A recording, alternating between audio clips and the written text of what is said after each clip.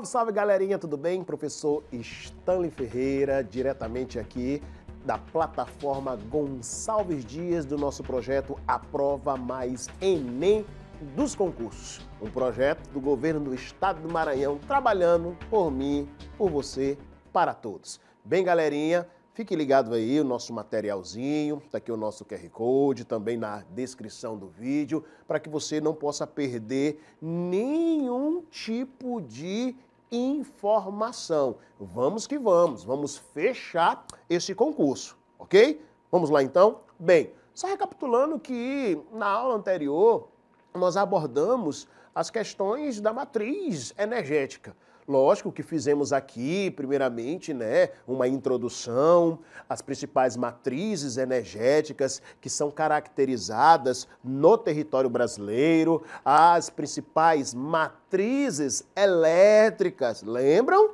Há uma diferença entre matriz energética para matriz elétrica. E também falamos sobre as fontes de energias, as que são tidas e consideradas não renováveis e aquelas que são consideradas renováveis. Entretanto, a gente sabe perfeitamente que as questões energéticas acabam envolvendo as questões em torno do meio ambiente. E lógico e evidentemente, aquela palavrinha que todos os ambientalistas, e de forma plausível, têm que utilizar: sustentabilidade. Ou seja, podemos crescer, podemos desenvolver respeitando o meio ambiente. E há essa necessidade de respeitar o meio ambiente. Não é à toa que as mudanças climáticas, fruto principalmente por uma ação antropogênica, está ocasionando, um caos no nosso planeta. Fruto da ação do homem. Para uma ação, há possíveis reações. Ou para várias ações, nós temos várias reações. Mas, vamos lá então, vamos voltar aqui a comentar sobre as fontes, as matrizes, mas agora, energias alternativas.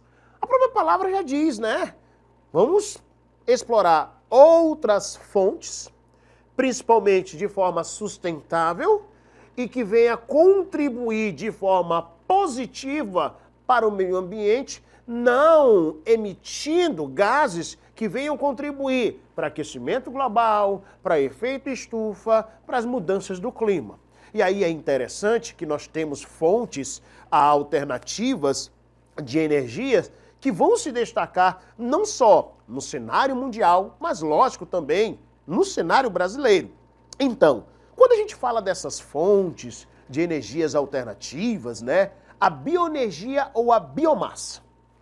Quando a gente vê assim, poxa, essa palavrinha bioenergia, a gente já fica até com medo, Mas a palavra biomassa, ela é uma palavrinha que acaba facilitando o nosso entendimento relacionado a essa fonte alternativa.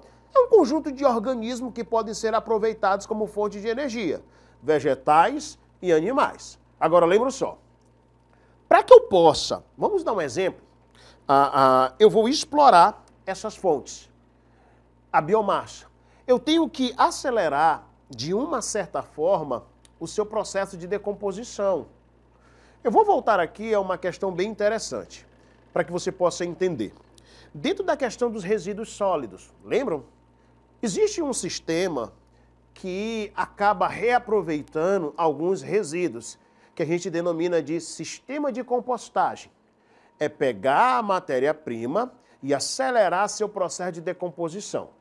Normalmente, o sistema de compostagem ele é utilizado para insumos, para adubos. Mas, se você não sabe, há antigos lixões que o depósito da matéria orgânica e, ao longo do tempo, ele vai, lógico que evidentemente, adentrar em decomposição, tu tem o que eles chamam de sequestro de gás metano. Esse sequestro de gás metano que vai ser armazenado, ele vai servir como fonte de energia. E isso o meio ambiente também acaba por agradecer. Então, quando a gente fala dessas bioenergia, biomassa, é fruto de decomposição da utilização de organismos, ou seja, tanto nesse caso vegetais, quanto nesse caso animais. Um exemplo bem claro que nós temos, é o etanol. O etanol, aqui no Brasil, que não é tão visto com bons olhos na questão do preço. Existe um cálculozinho que aqui a gente não vai estar colocando, né? Para saber quando é rentável eu colocar etanol ou não colocar etanol. Existe aí um cálculozinho. Mas, infelizmente, muitas das vezes, a diferença de preço da gasolina para o etanol é uma questão de centavos.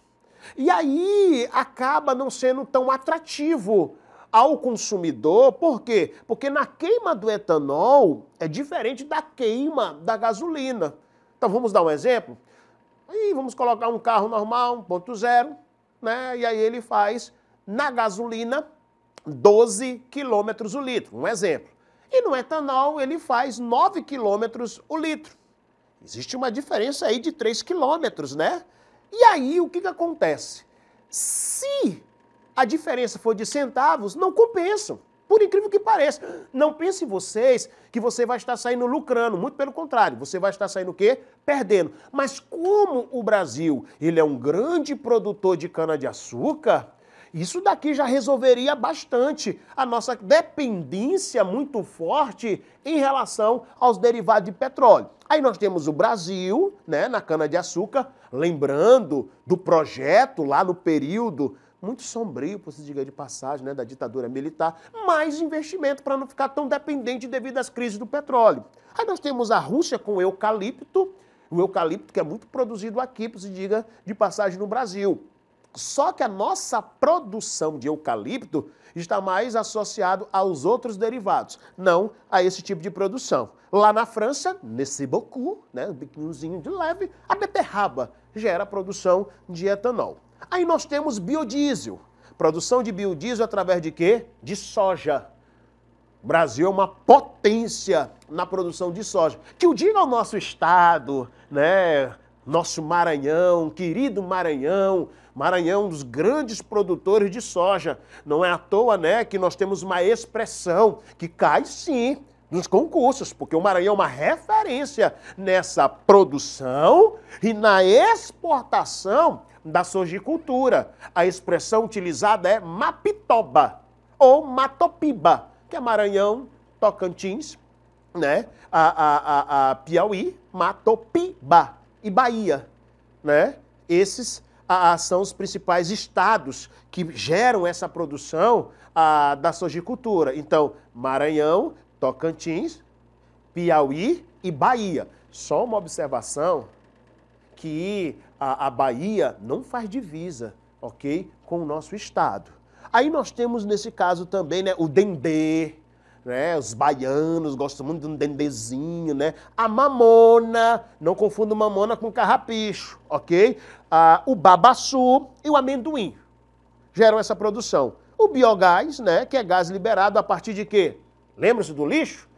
É considerado uma fonte de energia alternativa. Os estercos, né, também são considerados produção de energia alternativa. A energia oceânica, já diz tudo, né? Com o uso das ondas.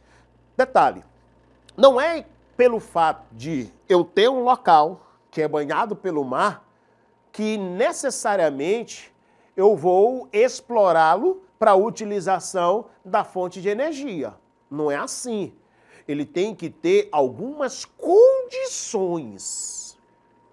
Exemplo, ter um potencial não significa que há exploração. Vamos pegar aqui o Maranhão. O nosso litoral, principalmente essa parte do Golfão Maranhense, ele tem um grande potencial, vejam só, para produção de maremotriz. Ter um grande potencial é uma coisa, ter a exploração é outra. Exemplo, Maranhão tem um grande potencial no cultivo de sojicultura e se tem esse cultivo, se explora esse cultivo. Então existe, e fiquem bem atentos, ter o potencial não significa que vai haver, que tenha, ok? E aí nós temos, nesse caso, também o uso das marés, maremotriz. França, Reino Unido, Japão, utilizam-se já, tem condições favoráveis para esse tipo de fonte de energia. E a energia eólica é interessante, só a nível de comparação, há alguns países, não só os desenvolvidos, mas há um país emergente que tem dado um show nessas mudanças e que tem mudado o cenário ambiental do seu país, que é a China. A segunda maior economia mundial tem investido maciçamente em fontes de energias alternativas. É uma das maiores referências quando se fala de energia eólica. É uma das maiores referências, daqui a pouco nós iremos tecer comentários, quando se refere à energia solar. Quando se falava na sua capital, Pequim, associava-se o quê? A um céu totalmente poluído, escuro. Hoje não. A Xi Jinping, e todos aqui sabemos que é o presidente, né, o líder nato deste país, tem investido e tem colhido resultados. Só para você saber, no ano passado, e está estipulado para esse semestre, toda a frota de ônibus da China ser oriunda de veículos movidos à energia elétrica. A China desativou todas as suas usinas de exploração de carvão mineral.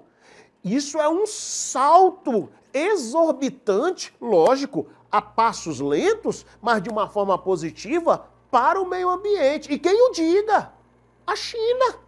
Isso mesmo, a China, que tem investido em tais fontes. E aí nós temos a energia eólica. O Brasil tem todo um potencial e explora. O Maranhão aqui, o nosso Maranhãozinho, quem vai ali para aquela região de Barreirinhas, Paulino Neves, Tutóia, né, aquela paisagem da exploração de energia eólica. Aquiraz, no Ceará, também, na Bahia, né? Então, assim, o Brasil, ele tem plenas condições de expandir esse tipo de fonte de energia. Igualmente, nesse caso, a energia solar, que está em alta. Antigamente, lógico, você é mais professor, poxa, 20 mil, 14 mil, 12 mil, depende muito, né? Para que você possa colocar na sua residência esse tipo de fonte de energia, mas já foi muito mais caro.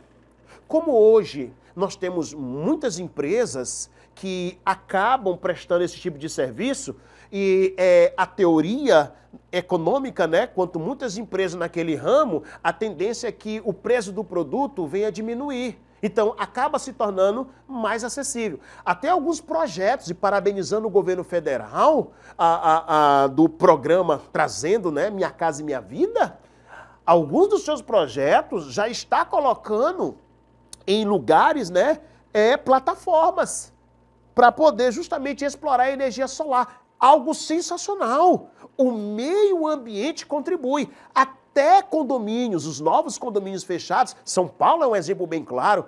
Aqui também, no nosso estado, alguns condomínios, principalmente na aglomeração urbana de São Luís, alguns condomínios já estão comercializando junto com a energia solar. Ah, mas é caro. Mas é um investimento, como todos aqui sabem, que a longo prazo você vai ter um retorno. Mas não pensem apenas no retorno financeiro, pense também no retorno do meio ambiente. Lembre-se que nós estamos num caos nas questões climáticas, então há uma necessidade extrema, principalmente da conscientização da população. Então, a China é uma das maiores produtoras de energia solar. Depois vem os Estados Unidos, ela superou, vejam só, a China superou os Estados Unidos. As linhas de pesquisas da Petrobras abrangem essas duas formas, energia térmicas e a fotovoltaicas.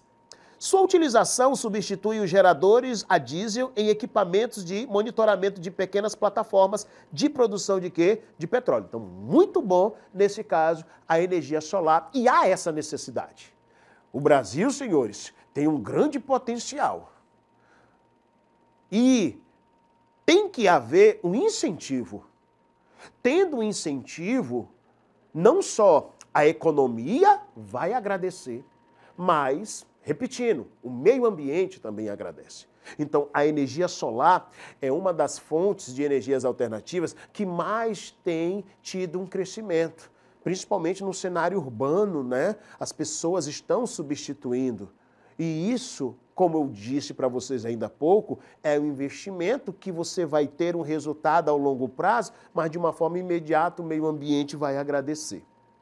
As energias geotérmicas, proveniente do calor do interior da Terra em áreas vulcânicas. O Brasil, ele não possui áreas vulcânicas. E aí, nesse caso, nós temos os Estados Unidos, né? Aquelas proximidades ali de Williston, nos Estados Unidos, tem essa exploração. O México, o Japão, também tem Itália, Islândia, Nova Zelândia, entre outros países, cujo o evento endógeno, o evento interno, áreas de atividades vulcânicas, se pode ter esse tipo de exploração. Entretanto, olha aqui uma atenção, um cuidado especial. Hidrogênio combustível. Às vezes, o concurseiro ele fica tão preso ao normal. Professor, mas o senhor falou que tem algumas que os concursos gostam de bater. Correto. Quais são as fontes que os concursos têm preferência? Petróleo e as alternativas, sempre associando as questões ambientais. Lembra-se, as questões energéticas, elas nunca vêm de forma isolada no concurso. Ela sempre associa algo como a urbanização, a desenvolvimento econômico, as atividades econômicas dos setores da economia, como aquele setor e qual a importância daquele setor ao utilizar determinada fonte de energia, nas questões ambientais. Então, assim, há sempre uma mesclagem de conteúdos aqui. Entretanto, sempre tem aquele calcanhar de Aquiles. O que é aquele calcanhar de Aquiles? Aquilo que não está muito em foco, né? Que o concurso vai e resgata. E aí nós temos hidrogênio combustível. Na busca por uma fonte de energia que não produz compostos tóxicos, as maiores companhias investem pesados em estudos para tornar viável o uso do hidrogênio combustível. Professor, vai dar certo a utilização de hidrogênio combustível? Vamos torcer para que isso aconteça. Quem diria que nós iríamos utilizar energia solar? É todo um processo de evolução tecnológica. É a tecnologia sendo utilizada em prol das questões ambientais. As duas fontes de energias mais consumidas na matriz energética mundial e brasileira. É bem interessante essa questão. Vejam só. A questãozinha, agora é sua vez, está me dizendo o seguinte. As duas fontes de energia mais consumidas na matriz, o destaque aqui é energética. Ele não está se referindo à matriz elétrica. Aí ele diz mundial e brasileira, ou seja, a principal do mundo e a principal do Brasil. São, respectivamente, aí a letra A, solar e eólica. Primeiro, senhores, que a solar e eólica, elas não desempenham e não fazem parte, principalmente, da mundial, respectivamente, e nem tampouco do Brasil, enquanto matriz energética. Lembrando a vocês que há uma diferença entre matriz energética e matriz elétrica. Ele está se referindo à matriz energética. Vamos lá. Do mundo, petróleo. Do Brasil, petróleo. Agora, se ele disser o seguinte, quais são as mais consumidas do mundo, da matriz energética? Petróleo. E no Brasil, de matriz elétrica? As usinas hidrelétricas. Mas não é isso que ele está se referindo. Ele está se referindo à matriz energética, petróleo e petróleo. A resposta, nesse caso, é a letra B de baixinho. Beleza, galerinha? Show de bola, tranquilo. Muito obrigado. Lembre-se, senhores, que o projeto sensacional do Estado do Maranhão, o Aprova Mais Enem dos concursos. E se você ainda não baixou o seu conteúdinho, a sua apostila, para estudar, para fechar a prova, tá aqui o QR Code ou na descrição do vídeo. Vem aqui mesmo.